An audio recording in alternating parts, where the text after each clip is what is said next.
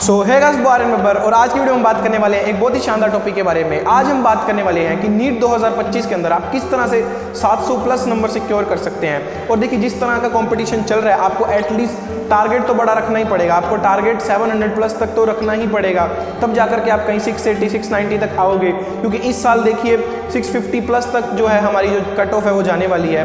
तो आपको एक अच्छा स्कोर करना अगले साल बहुत ज़्यादा ज़रूरी हो जाएगा, क्योंकि हमें नहीं पता कि पेपर किस तरह से आएगा और किस तरह से नहीं।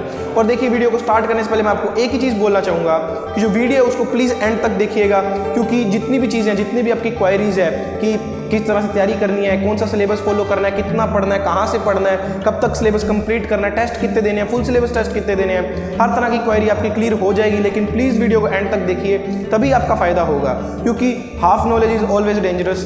तो वीडियो को स्टार्ट करने से पहले आपको सभी लोगों को एक काम करना है कि लास्ट ईयर आपने जो भी मिस्टेक्स की थी, आपको एक A4 साइज शीट लेनी है। आपने जितनी भी मिस्टेक की थी 2, 3, 4, 5, 10 वो सभी मिस्टेक्स को उसके ऊपर लिखना है। और आपको ये सोचना है कि क्या इस साल आप ये गलतियां नहीं करेंगे। ऐसा करने के लिए मैं इसलिए बोल रहा हूँ क्योंकि अभी तक भी बहुत से बच्चों ने अपनी तैयारी जो है वो स्टार्ट नहीं की होगी, क्योंकि वो किसी ना किसी तरीके से अभी भी वेट में बैठे थे कि शायद उनका सिलेक्शन हो जाएगा, या कुछ लोग वो न्यूज़ का भी वेट कर रहे थे, लेकिन वैसा कुछ नहीं हुआ। और अब सेकंड राउंड भी हो गया है काउंसलिंग का, तो आपको आइडिया होगा कि कहाँ तक जाकर के कॉलेज मिल सकता है और कहाँ तक नहीं। तो आपको बिना टाइम वेस्ट किए अपनी जो तैयारी है वो स्टार्ट कर देनी चाहिए।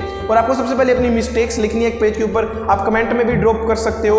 और ये आपको सबसे पहले प्रॉमिस करना है अपने आप से कि इस साल आप ये मिस्टेक्स नहीं करने वाले हो। अब वीडियो को आगे स्टार्ट करने से पहले यार एक छोटी सी रिक्वेस्ट कि प्लीज़ हमारा चैनल अभी नहीं है तो प्लीज़ इसे सब्सक्राइब करें, अपने दोस्तों के साथ शेयर करें जिसे भी इस तरह की चीज़ की रिक्वायर्ड है, क्योंकि अब इसके ऊपर बैक टू बैक वीडियोस आती जाएगी हमारे चैनल के ऊपर। Let's get started.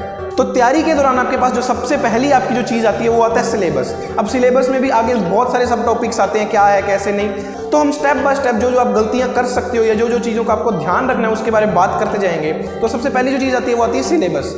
तो सिलेबस में देखिए जो सबसे पहली गलती जो बच्चे करते हैं अक्सर वो है जंपिंग, कि वो एंड तक भटकते रहते हैं, कभी इस टीचर के पास कभी इस टीचर के पास। तो आपको ये काम बिल्कुल नहीं करना है, आपको जंपिंग को अवॉइड करना है।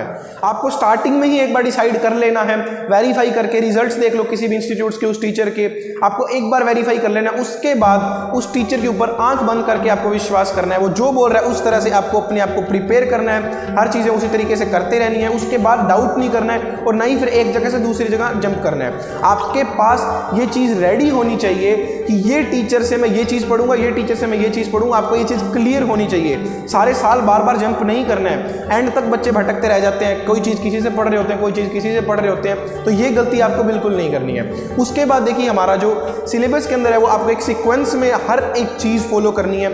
आपको मैं एक सीक्वेंस बता के जा रहा हूँ, आपको यही चीज़ डेली फॉलो करनी है। आपको कोई भी रोक नहीं सकता अपने सिलेक्शन से। देखिए सबसे पहले आपको लेक्चर लगाना, चाहे ऑफलाइन पढ़ रहे हैं चाहे आप ऑनलाइन पढ़ रहे हैं, आपको लेक्चर्स तो देखिए अटेंड करना ही है। हाँ, एक चीज़ मैं और आपको बता करके जा रहा हूँ कि होता क्या है कि जो भी ड्रॉपर बच्चे होते हैं वो ये सोचते हैं कि यार मैंने लास्ट ईयर पढ़ा तो था ही, तो मैं आज लेक्चर नहीं देखता हूँ, मैं सीधा टेस्ट दे लूँगा या मैं सीधा क्वेश्चंस कर लेता हूँ। तो आपको ये गलती बिल्कुल नहीं करनी है। क्यों? क्योंकि आपका लास्ट ईयर सिलेक्शन नहीं हुआ ना, तो मतलब कहीं ना कहीं तो आपके अंदर कमी थी, इसीलिए सिलेक्शन नहीं हुआ।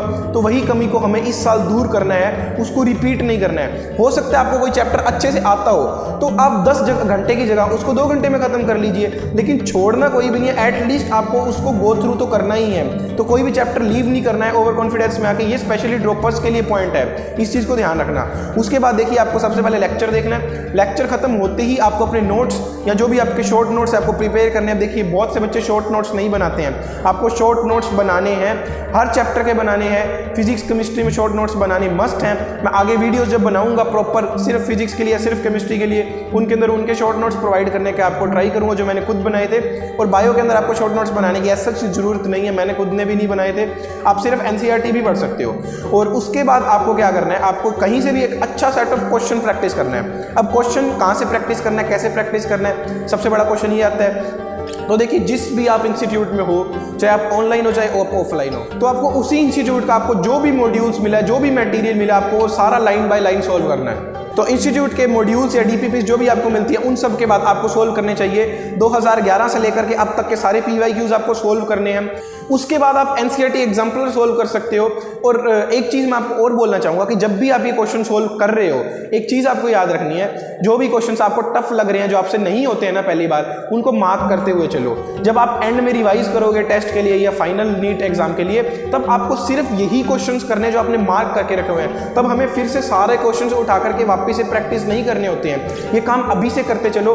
एक चीज़ याद रखो, हमारे को सिर्फ एक टेस्ट के लिए नहीं अपने आप को प्रिपेयर करना है, हमारे को उस फाइनल टेस्ट के लिए प्रिपेयर करना है। बच्चे अक्सर क्या करते हैं कि वो जो एक इंस्टीट्यूट का एक जो टेस्ट होता है ना हमारे हर संडे, उसके लिए खुद को प्रिपेयर करते रह जाते हैं और फाइनल वॉर के लिए खुद को प्रिपेयर नहीं कर पाते हैं। हमें हर चीज़ हमारी फाइनल टेस्ट के अकॉर्डिंग, जो हमारा नीट का एग्जाम है उसके अकॉर्डिंग हमारे को चीज़ें लाइन बाय लाइन प्लेस करते हुए जानी, ताकि एंड में हमारे को वो सब चीज़ें काम आ सके। इसीलिए शॉर्ट नोट्स बनाने का भी बोला जाता है। तो आपने ये अच्छा सेट ऑफ क्वेश्चंस प्रैक्टिस कर लिया, उसके बाद आपको देना होता है टेस्ट, और टेस्ट के बाद करनी होती है उसकी एनालिसिस। तो अब अगर टेस्ट की बात करें तो यहाँ पर भी एक बहुत महारथी बच्चे आते हैं जो ड्रॉपर्स होते हैं। वो क्या सोचते हैं कि यार जो सिलेबस मेरे को दिया था टेस्ट के लिए, उसकी तैयारी तो मेरी अच्छे से हुई नहीं है, तो मैं क्या करता हूँ, आज बैठ करके तैयारी कर लेता हूँ, मैं सिलेबस पढ़ लेता हूँ अपना और टेस्ट में बाद में दे दूंगा, है ना।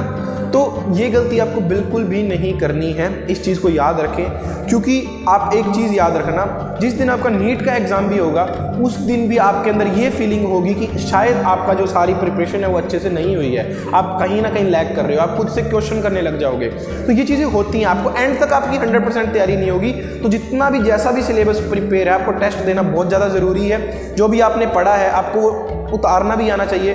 टेस्ट किस तरह से देना है, टेस्ट के अंदर किस तरह से आप नंबर इंप्रूव कर सकते हो, उसके लिए वीडियोस आगे आने वाली हैं, तो इसलिए चैनल को प्लीज़ सब्सक्राइब करके रखें। उसके बाद देखिए जो सबसे इंपॉर्टेंट चीज़ है, टेस्ट से भी ज़्यादा इंपॉर्टेंट, वो है टेस्ट का एनालिसिस। मेरे एक टीचर थे जिनको मैं फॉलो करता था, वो बोला करते थे कि if you rest after your test you waste your test, to be the best don't rest after your test. तो मतलब आपको क्या है कि अगर टेस्ट के बाद आकर के आप टेस्ट को फेंक देते हो कि आज तो मैं संडे था भैया, टेस्ट दे करके आया हूँ, अब तो मैं नहीं पढ़ूंगा, घर वालों को भी बोल दिया मैं तो बाहर घूमने जा रहा हूँ, ये कर रहा हूँ वो कर रहा हूँ, तो ये बिल्कुल एक गलत स्ट्रैटेजी है। ठीक है, आप टेस्ट दे करके आए हो, आप सारे हफ्ते मेहनत कर रहे थे, आप खुद को रिलैक्स करो, 2-3 घंटे का पीरियड दे लो खुद को, कहीं बाहर जाना है, मूवी वूवी देखनी है वो खत्म करो, उसके बाद वापिस आओ, बैठो टेस्ट उठा करके कि आप कहाँ कहाँ गलतियाँ करके आए हो। हम टेस्ट देते क्यों हैं ये तो समझो।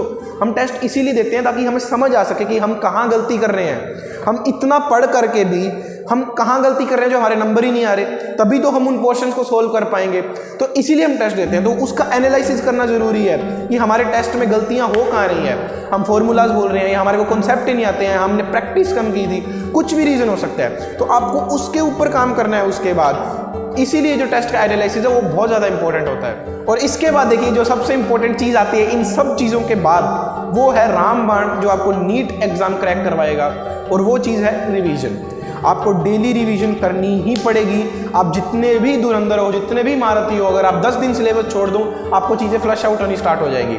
आपको बायो के कुछ चैप्टर जो एग्जाम्पल वाले हैं, फॉर्मूलाज फिजिक्स के, केमिस्ट्री के जो इनऑर्गेनिक है या जो भी लर्निंग वाला पार्ट है, आपको रिवाइज करना ही पड़ेगा वो एक लिमिटेड टाइम के बाद, 2-3 दिन के बाद, वरना वो चीज़ें गायब होने लग जाएंगी। आपको रिवीजन प्लान करना पड़ेगा कि किस तरह से रिवीजन करना है। हम भी अपने चैनल के ऊपर आगे वीडियो लेकर आने वाले हैं कि रिवीजन किस तरह से आप इफेक्टिवली कर सकते हो, किस तरह से रिवीजन करना चाहिए। तो उसके लिए आपको चैनल सब्सक्राइब करके रखना पड़ेगा। तो ये बेसिक्स आपका फॉर्मेट है। अगर आप इन चीज़ों को धीरे धीरे फॉलो करते जा रहे हैं ना, जो मैंने आपको अभी से लेकर के बताई, जो मैंने आपको स्टार्टिंग से लेकर के अब तक बताई है, आपकी देखिए जो तैयारी है वो धीरे धीरे अपने आप खुद देखोगे इंप्रूव होने लग जाएगी। तो देखिए सिलेक्शन यार कुछ अलग करने से नहीं होता है, बल्कि सिलेक्शन आपको जो चीज़ें बता दी हैं उसी को कंसिस्टेंटली करने से होता है। अगर आपको जितनी भी चीज़ें हमने बताई है वो लाइन वाइज आप उसको डेली कंसिस्टेंटली कर रहे हो, चीज़ें सेक्रीफाइस करते हुए इन चीज़ों को अच्छे से करते जा रहे हो, तो आपका सिलेक्शन बहुत आराम से हो जाएगा। देखिए सिलेक्शन जो है वो अपने आप में एक प्रोसेस है, एक पार्ट नहीं है जो आप कर लोगे और हो जाएगा। जब आप बहुत सारी चीज़ें डिफरेंट चीज़ें करते जाओगे, जैसे देखिए सिलेबस है, स्टडी मटेरियल है, टेस्ट है, रिवीजन है, ये हर एक डिफरेंट पार्ट है। ये तो सिर्फ स्टडी का पार्ट है, इसके बाद और चीज़ें भी आती है। हमारा कभी हार्ट ब्रेक होता है, उसके अंदर हमें अपने आप को कैसे समझाना है, किस तरह से हमने अपने आप को संभालना है, कंसिस्टेंसी किस तरह से रखनी है, टाइम मैनेजमेंट किस तरह से रखना है, डिप्रेशन से किस तरह से हैंडल करना है, टेस्ट में नंबर कम आ गए तो उससे कैसे हैंडल करना है, ये सब चीज़ें जब आप मिला करके चलोगे तब जाकर के आपका सिलेक्शन होता है। इसीलिए बोलते हैं कि सिलेक्शन इज अ प्रोसेस। और देखो यार, यही कुछ मेन चीज़ें थी जो आपको ध्यान रखनी है, जो अक्सर गलतियां करते हैं, अभी इनके ऊपर फोकस करो। बाकी आपकी जितनी भी और चीज़ें उनके ऊपर बैक टू बैक अब वीडियोस आनी स्टार्ट हो जाएंगी। अगर आपको पर्सनली किसी चीज़ के ऊपर वीडियो चाहिए तो आप कमेंट सेक्शन में ड्रॉप कर सकते हैं। वीडियो का एंड करने से पहले मैं एक चीज़ आप सभी से बोलना चाहूँगा। तो देखिए, अगर आज आप रातों को जाग रहे हैं, आप बहुत सी चीज़ें कर रहे हैं, सच बता रहा हूँ, किसी को घंटा फर्क नहीं पड़ता आपसे, किसी को 1% भी फर्क नहीं पड़ता आपसे। लोगों को सिर्फ आपके रिजल्ट से फर्क पड़ता है और यही एक फैक्ट है। आपको आज मेहनत करनी पड़ेगी, कल रिजल्ट ला करके दिखाना पड़ेगा तो लोग आकर के आपके साथ खड़े हो जाएंगे। लेकिन आज आपके सेक्रीफाइस में तो आपके साथ आकर के कोई खड़ा नहीं होगा। आप सारे रात पढ़ते रहिए, आप दिन भर पढ़ते रहिए, टेस्ट में नंबर मत लाओ, कौन मानेगा कि आप पढ़े थे। और यही एक फैक्ट है, अपने आप को ये चीज़ समझा करके आपको मेहनत के अंदर उतरना पड़ेगा। अपना 100% जो है वो हार्ड वर्क के ऊपर, सेक्रीफाइस के ऊपर, प्रैक्टिस के ऊपर आपको लगाना पड़ेगा। अगर लग रहे हो ना तो यार अच्छे से लगो, रुकना मत। अब ऐसा दौड़ो कि आपको देख के डर जाए लोग कि ये दौड़ कैसे रहा है, मैं तो कभी ऐसा दौड़ ही नहीं पाऊंगा, या फिर मैं अगर ऐसा दौड़ना चाहूँगा तो शायद मैं लड़खड़ा कर गिर जाऊँगा। इस स्पीड से दौड़ो। आपकी जो पीछे पुश्तें हैं, जो आपकी साथ पुश्तें आने वाली है, वो याद रखें कि यार क्या काम करके गया था फलाना आदमी, हमारी सारी जनरेशन ही सही करके चला गया। ऐसा आपका एक रुतबा होना चाहिए आपकी फैमिली के अंदर। तो उसके लिए आपको आज मेहनत करनी पड़ेगी, वो भी तब जब आपके साथ कोई नहीं खड़ा होगा, आपके इन सेक्रीफाइसेज में आपके साथ कोई नहीं खड़ा होगा, कोई आपका शायद साथ नहीं दे रहा होगा। तब आपको मेहनत करनी पड़ेगी, तब जाकर कल को आपको ऐसी चीजें मिलेगी। तो इसी जोश के साथ बस तैयारी के अंदर लग जाओ, ये मान करके चलना है कि ये जो हमारा है वो लास्ट साल है। We have to save our years, क्योंकि और भी आगे बहुत लाइफ है जिसे हमें एंजॉय करना है, जिसे हमें जीना है। सारी लाइफ हमें सिर्फ इस एक विशियस लूप के चक्कर में ही नहीं निकाल देनी है, ठीक है। तो अपने चेहरे के ऊपर एक स्माइल रखो प्यारी सी, और चुपचाप तैयारी के अंदर लग जाओ। और आपको मेरे से जितनी भी हेल्प चाहिए आप कमेंट सेक्शन में बता सकते हैं। मैं पूरा ट्राई करूंगा आपकी हेल्प करने के लिए। और आपको भी मेरी बस छोटी सी हेल्प करनी है, अपने फ्रेंड्स के साथ वीडियो शेयर करके और चैनल को सब्सक्राइब करके। तो आज की वीडियो में इतना ही, मिलते हैं अगली वीडियो के दौरान। तब तक के लिए see ya bye, take care, have a nice day, thank you, all the best.